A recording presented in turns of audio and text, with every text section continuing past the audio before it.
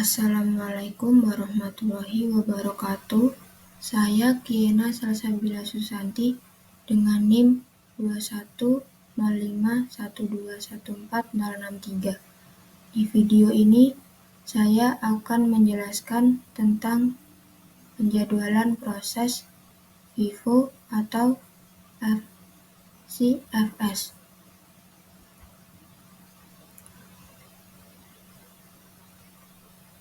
Sebelumnya, yang pertama adalah penjelasan tentang penjadwalan proses. Penjadwalan proses adalah kumpulan kebijaksanaan dan mekanisme di sistem operasi yang berkaitan dengan urutan kerja yang dilakukan oleh sistem komputer. Penjadwalan proses memiliki tugas untuk memutuskan 1. Proses yang sedang berjalan. 2. Kapan dan selama berapa lama proses berjalan.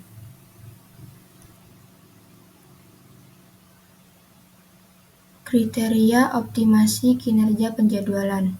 Yang pertama, adil atau fairness, yaitu proses yang diperlakukan sama.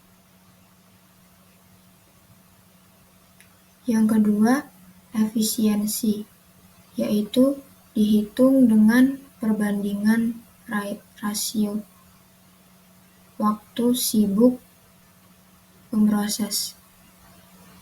Yang ketiga, response time sistem interaktif, yaitu waktu yang diperlukan atau dihabiskan dari ketika perintah dimasukkan sampai ditampilkan. Yang keempat, response time sistem waktu nyata, yaitu waktu yang diperlukan atau dihabiskan dari ketika perintah dimasukkan sampai dieksekusi oleh pemroses. Yang kelima, turnaround time, yaitu waktu yang dihabiskan dari saat program mulai masuk ke sistem sampai selesai. Dan yang terakhir, throughput, yaitu jumlah kerja atau jumlah proses yang dapat diselesaikan dalam satuan waktu. Algoritma penjadwalan FIFO atau FCFS atau first in first out atau first come first serve. Non-preemptive. Pemroses tidak dapat diambil alih oleh pemroses lain sampai proses itu berhenti karena selesai atau diblok.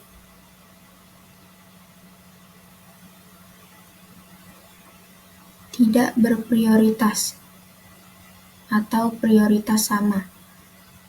Lalu proses yang datang pertama atau terlebih dahulu akan dilayani dan dikerjakan sampai selesai. Contoh dari algoritma penjadwalan FIFO adalah antrian nasabah bank dan printing via jaringan. Selanjutnya, proses yang berada di belakang antrian akan menunggu sampai proses di depannya selesai dikerjakan. Algoritma penjadwalan ini adalah yang paling sederhana yang digunakan oleh CPU. Kriteria optimasi kinerja penjadwalan FIFO. Yang pertama, adil atau fairness. Penjadwalan FIFO ini dapat dikatakan adil karena proses yang datang lebih dahulu dikerjakan terlebih dahulu sampai selesai. Tapi dapat juga dikatakan tidak adil bagi proses yang memiliki waktu pendek karena harus menunggu proses yang memiliki waktu lama yang datang terlebih dahulu dan proses-proses penting harus menunggu proses yang tidak penting. Yang kedua, efisiensi. Penjadwalan FIFO ini sangat efisien Yang ketiga, response time. Response time penjadwalan FIFO tidak memuaskan karena waktu tunggu proses yang lama. Yang keempat, turnaround time-nya tidak bagus. Dan yang terakhir, throughput-nya juga tidak bagus.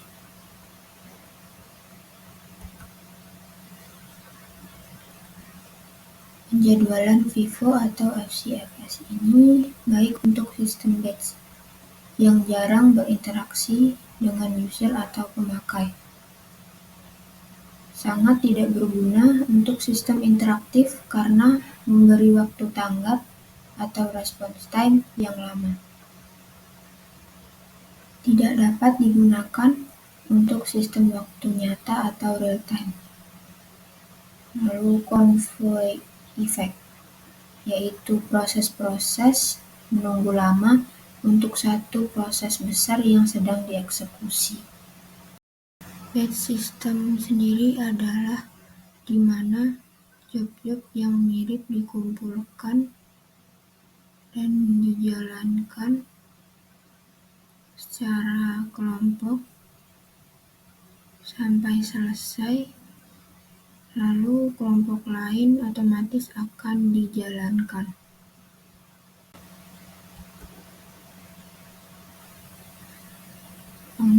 Contoh penjadwalan FIFO atau FCFS.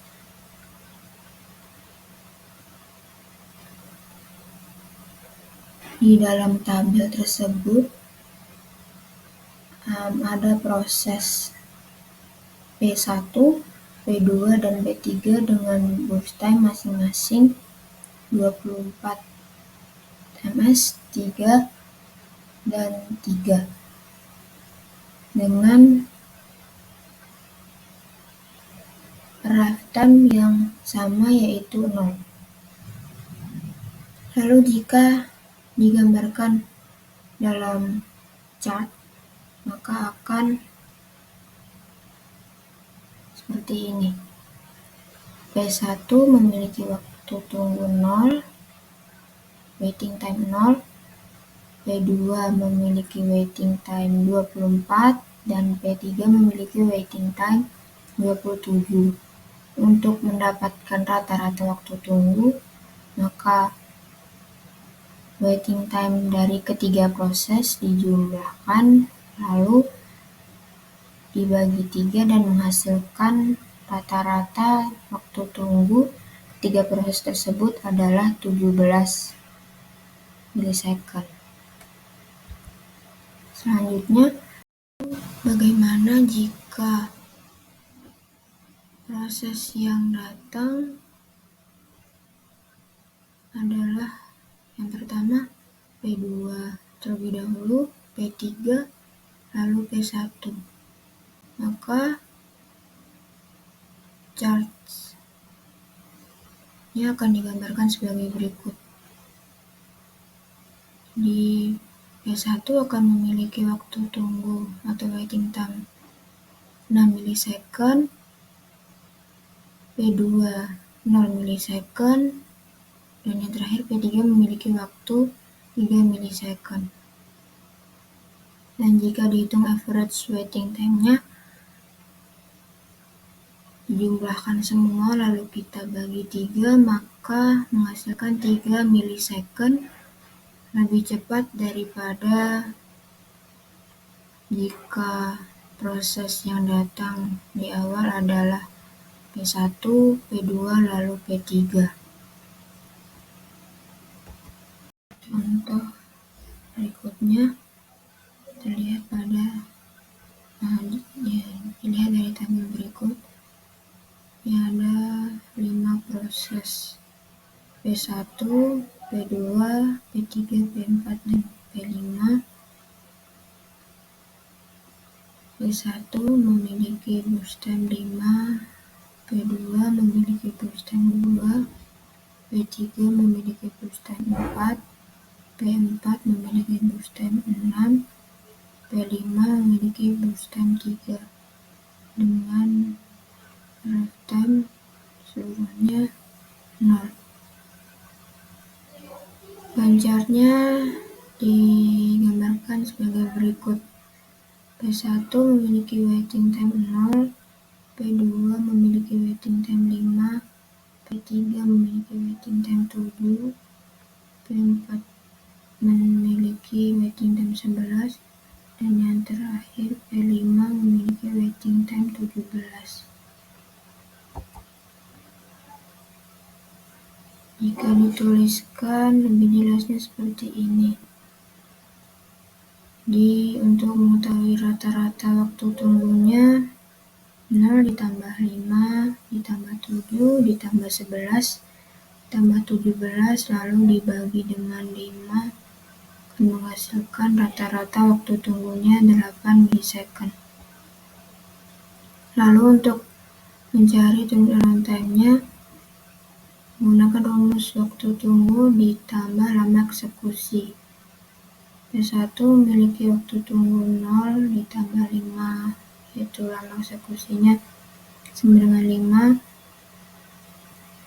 P2 memiliki waktu tunggu 5 ditambah lama eksekusi 2 sama dengan 7.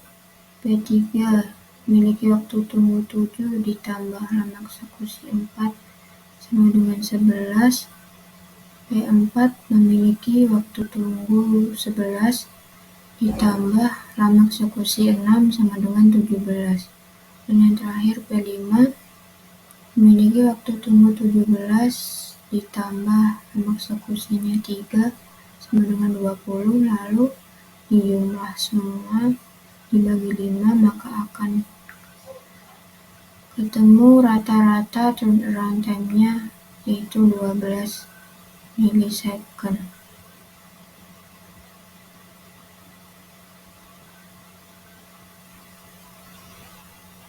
Lalu contoh selanjutnya adalah masih sama seperti yang tadi. Ada 5 proses, masing-masing memiliki burst time 5, 2, 4, 6, dan 3. Yang berbeda di sini adalah rough time-nya di sini tidak 0, tapi ada P1 rough time 0, P2 rough time-nya 1, P3 rough time-nya 2, P4 rough time-nya 2, dan P5 rough time-nya 5. Untuk mencari waktu tunggu, digunakan rumus mulai eksekusi dikurangi waktu tiba. P1 untuk waiting time P1 sama dengan 0. Waiting time P2 ini mulai eksekusinya 5 dikurangi waktu tiba 1 sama dengan 4. Waiting time P3 mulai eksekusi 7 dikurangi waktu tiba 2 sama dengan 5. P4 mulai eksekusi 11 dikurangi waktu tiba 2 sama dengan 9. Lalu yang terakhir ada waiting time P5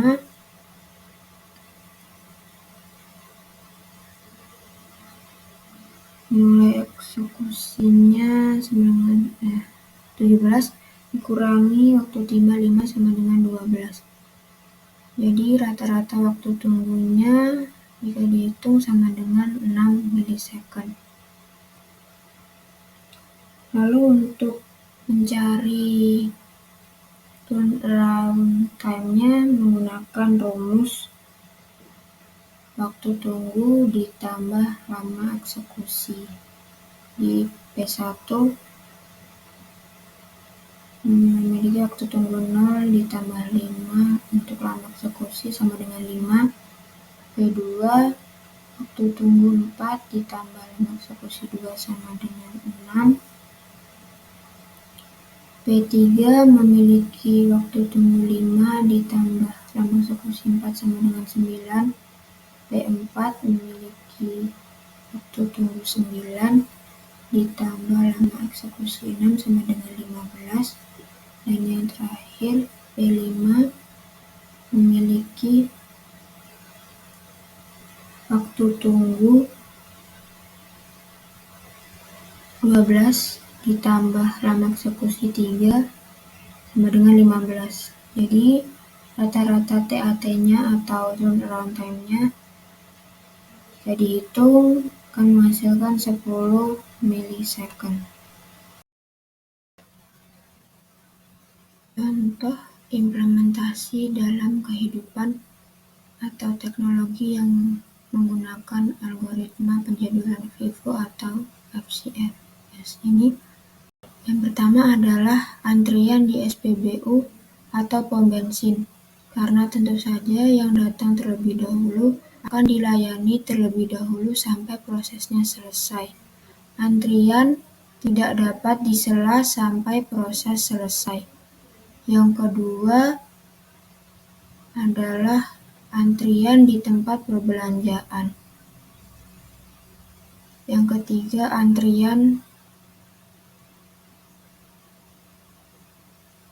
printing atau percetakan.